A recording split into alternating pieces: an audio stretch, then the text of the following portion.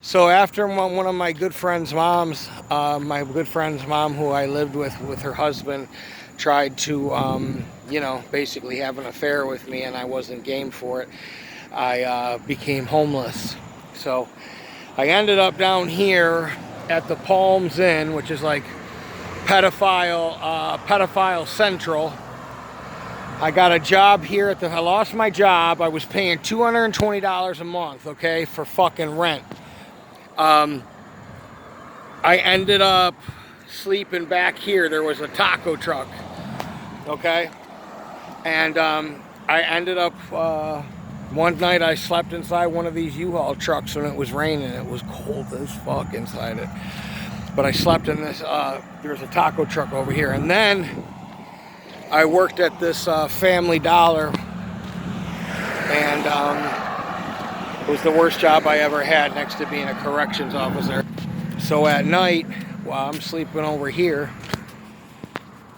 there's this little like hidden thing over here where they're probably over here right now, a bunch of people shooting dope and fighting and fucking and doing whatever. There's this little thing. I don't know if I can yeah, so if you see, I don't know if you can really, that's really, there's this thing, whatever, you got the idea. Couple nights I slept over here near this light, and people ask, I slept in front of the store right there in the morning. I charged my phone at 5 o'clock.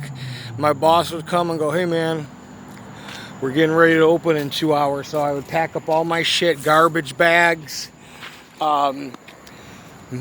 sleeping stuff. I stole a whole bunch of shit from here to sleep on. I would eat in here, make sandwiches when the boss wasn't fucking paying attention. But, the whole time I was sober, and God just told me. And then my friend Heather, who worked here, said, I know a woman that rents out trailers. You should ask her. And she let me in a small travel trailer that I barely could fit in the shower. I told her my story, and she's, she said later on, she's heard that story 1,000 times. I'm sober, I got my shit together. But lo and behold, God has been good. And man, I slept right here. I slept right there on the ground one night with a candle. I slept over here, the fucking sprinklers went off. People would be behind here while I'm trying to sleep, smoking fucking K2 and shit.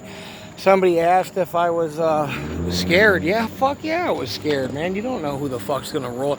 Dude, I'm not from here. Do you know what I mean? I didn't go to high school here. I don't have family here.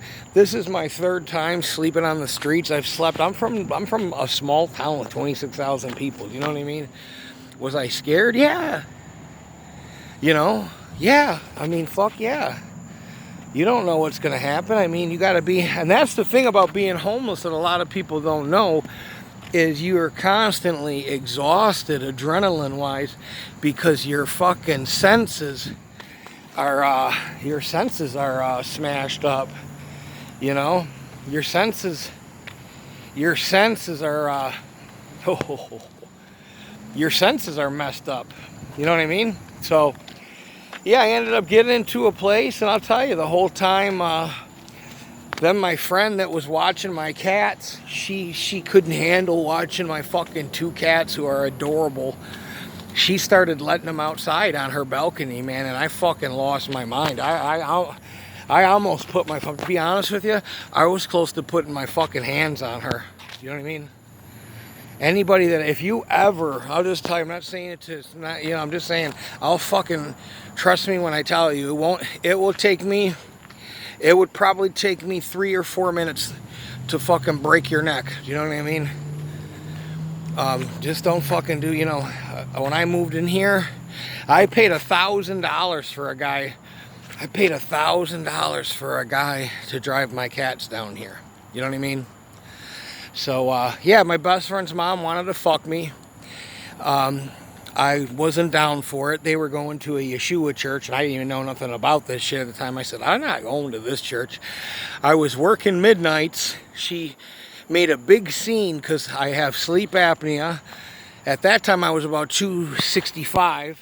You know, it was hard for me to sleep at night and do midnights. She wanted me to go to church at 7 o'clock and then go to work at fucking midnight.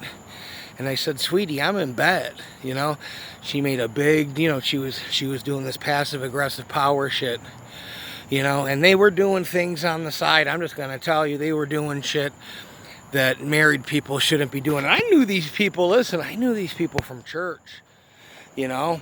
They were really spiritual people, so I wasn't even expecting that to be a thing, you know. Their daughter and her husband, who I was fucking cool with them, you know what I mean? Listen, I would get up at 4 o'clock in the morning, okay? Lift weights, go fucking drive an hour to work, okay? Leave at 5:30 to get there at 7, drive home, lift weights with her son, and they didn't even invite me to his birthday party. And I told her and her mom, I go, fuck both of you, okay? All the stuff I did for a year. I'll just tell you right now, that's the story of my life. That's why I don't fucking care about you know what I mean? Like, I've done this whole, listen, I have been in the dark like this my entire life. It's just been me and God. That's what it feels like. You know what I mean? That's why I know him. You know what I mean? That's why I know him, because I'm not even trying to sound like a victim or anything, but I'll just tell you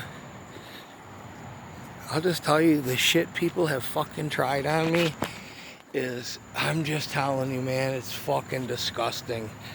I can't even believe the shit people have tried on me. I'll just tell you that.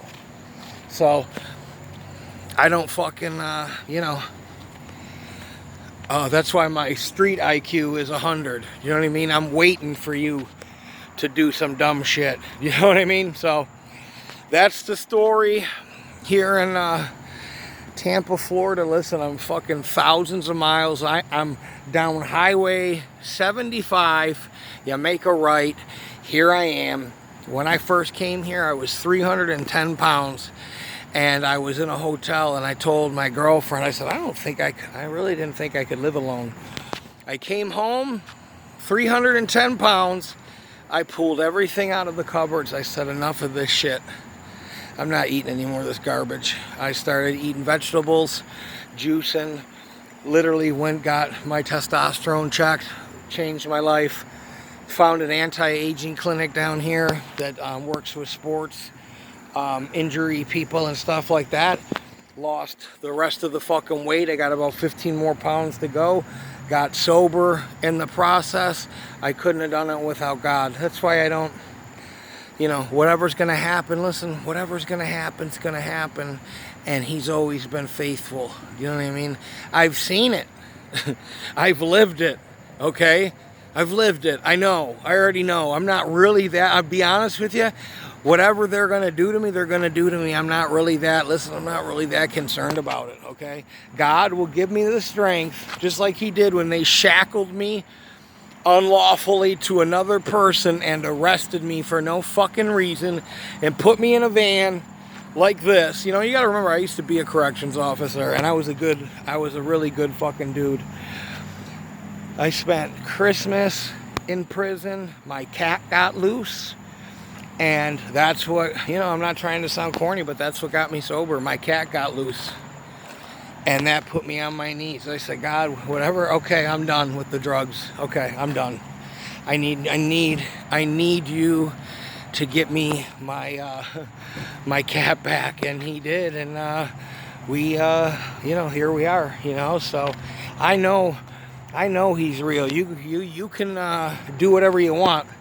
But I'll just tell you, you got to talk to him, and you got to ask him, and you got to accept him, and you got to believe he died on the cross. Jesus died on the cross. He sent his only son, and you got to ask him to come into your life and ask for forgiveness for your sins. Not a lot of people can do it.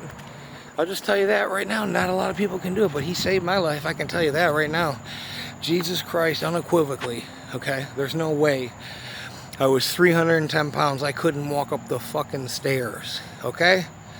I could barely walk to my Suboxone meeting, all right? My group therapy meetings. I could barely make it there. Dude, I was huge, you know? I could barely walk up the stairs, you know? I didn't have the energy, but he gave me the strength. Some days, you know, I felt like I should have applied for disability, like my lawyer said. My lawyer even said, dude, you got a broken neck. You've got metal in your neck. You don't have to work anymore. We'll just sign a paper and we'll go to court and we'll win, and you'll probably get $10,000 in back pay. And I said, man, I don't feel disabled. I don't feel like this is the end of my life. I feel like I can work still. So it was hard, but we did it.